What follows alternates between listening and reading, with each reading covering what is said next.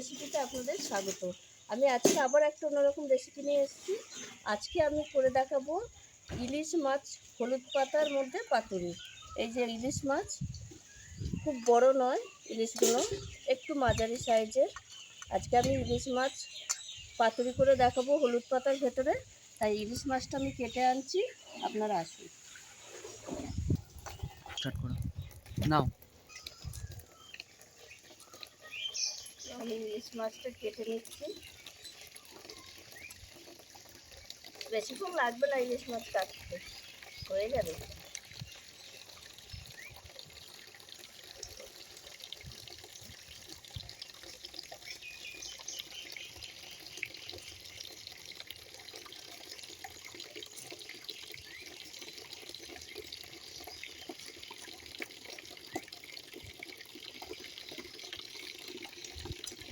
এই দেখুন বন্ধুরা, ছোট হলেও মাছটা ভালো হবে। এই দেখুন সাদা ভেতরটা।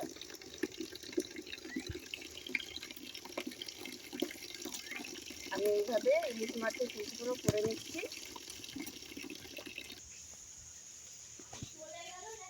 বন্ধুরা, ইলিশ মাছ পাতুরির জন্য আমি নিয়ে নিয়েছি এখানে এই যে হলুদ পাতা। ইলিশ মাছ আমি ধুয়ে নিয়ে এসেছি। ইলিশ মাছ বেশি ধুয়ে না, আমি দুবার ধুয়েছি। আর ইলিশ মাছ, চেরা কাঁচা লঙ্কা বাটা, নুন, পোস্ত বাটা, সর্ষে বাটা, হলুদ গুঁড়ো, লঙ্কা গুঁড়ো, কাশ্মীরি লঙ্কা গুঁড়ো, সর্ষের তেল আর সাদা তেল। এবার আমি হলুদ পাতাগুলো সাইজ করে নেবো।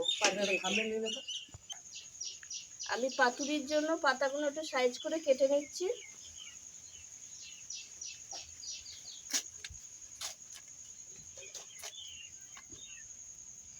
এইভাবে কেটে নেবো সব পাতা কটা। এবার আমি ইলিশ মাছটা পাতুরির জন্য মেখে নেব। এখানে আমি দিয়ে দিচ্ছি সর্ষে বাটা,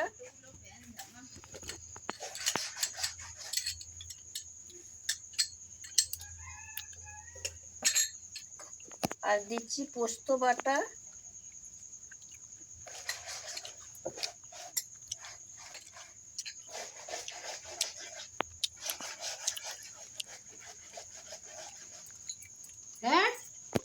সামান্য নুন, কাঁচা লঙ্কা বাটা, হলুদ গুঁড়ো,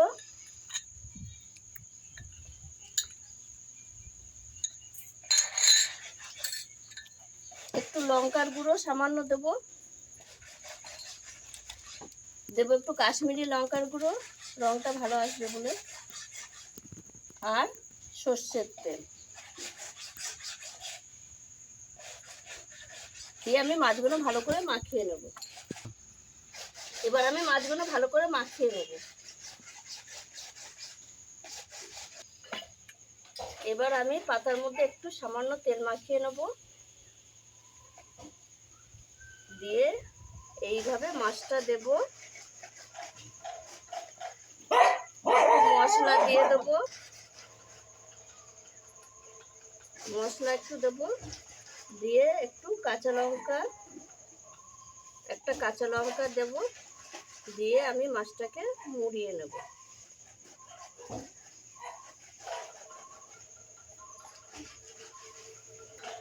এইভাবে মুড়িয়ে আমি বেঁধে দেবো সুতোয় করে।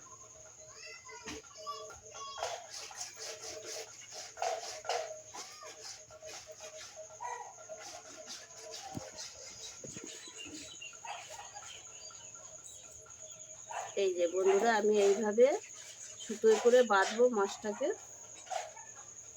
কারণ হলুদ পাতা তো শক্ত, একটু খুলে যেতে পারে। এইভাবে আমি মাছটাকে সুতোয় করে বেঁধে নেব।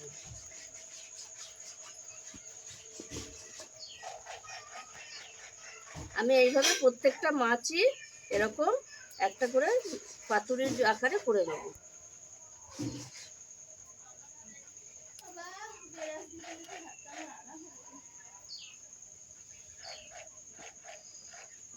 কলা পাতায় সব মোড়ানো হয়ে গেছে মাছগুলো।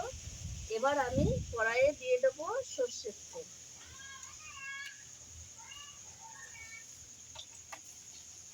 অল্প দেবো পাতুরির জন্য, দিয়ে এবার আমি তেলটা এইভাবে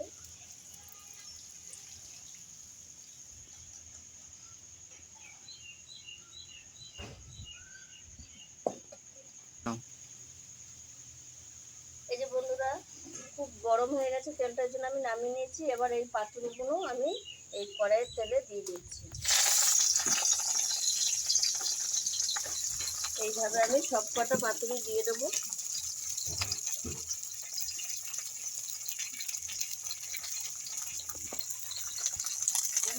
সব কটা ধরবে না, আমি এই কটাই দেবো, পরে আবার দেবো। এবার আমি ঢাকা দিয়ে দিচ্ছি, আস্তে আস্তে হোক পাতুরিটা। বন্ধুরা খানিকক্ষণ হয়ে গেছে, এবার আমি পাতুরিগুলো আস্তে আস্তে উল্টে দিচ্ছি। এই দেখুন, এইভাবে আমি উল্টে দেবো। আমি এই কটা এইভাবে সব কটাই উল্টে দেবো।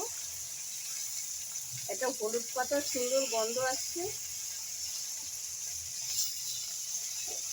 তবে জাল বেশি দিলে হবে না, অল্পই জাল দিতে হবে। আমি জালটা একটু কমিয়ে দেবো।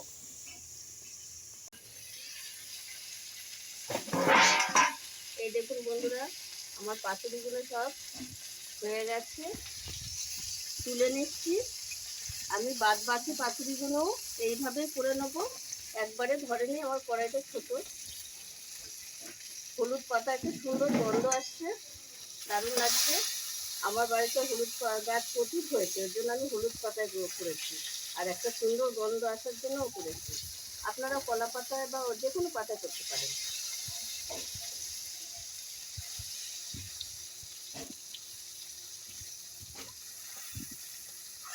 এই দেখুন বন্ধুরা, আমার পাতুরি সব হয়ে গেছে। এবার আমি তুলে নিয়েছি। এই দেখুন কত সুন্দর হয়েছে, দেখুন একটাও ভাঙেও নি, কিছুই না। আর একটা সুন্দর গন্ধ আসছে হলুদের, দারুণ লাগছে। মামুনি খেয়ে দেখ কেমন হয়েছে।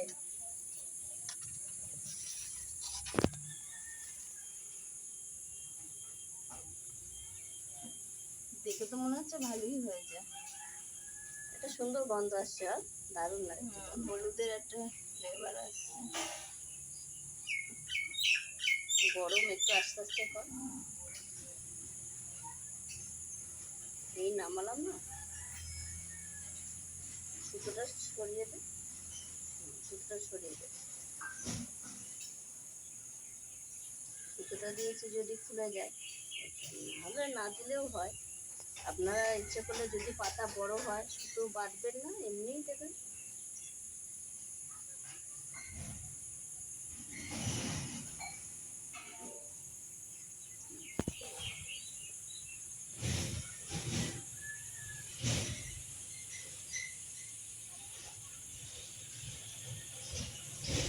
মাছটা সেদ্ধ হয়েছে নাকি দেখো। হ্যাঁ, এই তো দারুণ সেদ্ধ হয়েছে না? মাছটা দারুণ সেদ্ধ হয়েছে।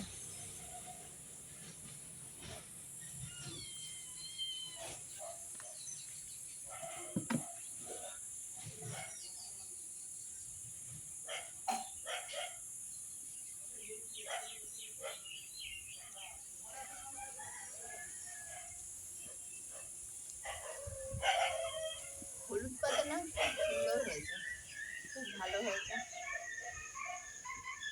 বন্ধুরা আপনারাও এরকম বাড়িতে পাতুরি করে খাবেন। আমার বাড়িতে হলুদ পাতা ছিল, তাই আমি হলুদ পাতা দিয়েছি একটা সুন্দর গন্ধ আসার জন্য। আর হলুদ পাতা আছে বলে আমি দিয়েছি। আপনাদের বাড়িতে যদি না থাকে, কলা পাতা হোক, যে কোনো পাতা হোক, এরকম ইলিশ মাছ পাতুরি করে খাবেন। যদি ভালো লাগে ভিডিওটি, আমার লাইক করবেন, শেয়ার করবেন, সাবস্ক্রাইব করবেন। আবার দেখা হবে আগামী ভিডিও। টাটা।